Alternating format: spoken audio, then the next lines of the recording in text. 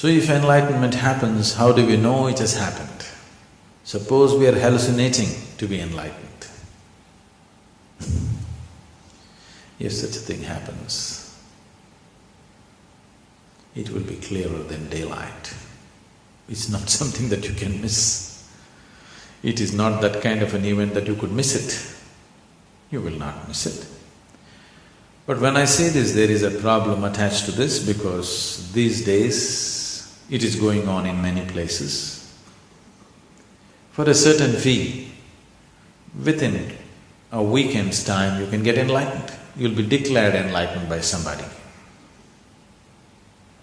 Really it's happening everywhere. If you just pay a certain amount of money, one weekend you can get enlightened. I remember in the 60s, in the 1960s, in California, people set up certain businesses, enlightenment services. The advertisement I remember very well. If you go to India, it will take 12 years of hardship. Okay. $50, 30 minutes, you can get enlightened. They were just using psychedelic machines. You put up certain visuals and certain sounds, it'll just blow your mind apart. Because of the sounds and the visuals, when you come out, you come in a daze. You feel like you have really gotten somewhere. This used to be the advertisement.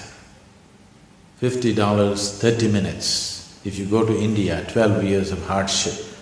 Here, California, quick, new technology. These 1960 machines, this old technology has now infiltrated into India. Some people have installed these machines and they are claiming within a weekend they can enlighten you.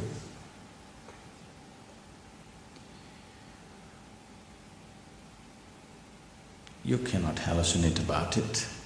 If you're sincere, you would know that it is not so.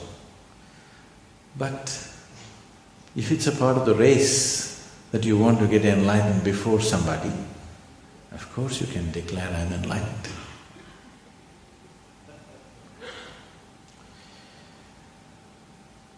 It is just that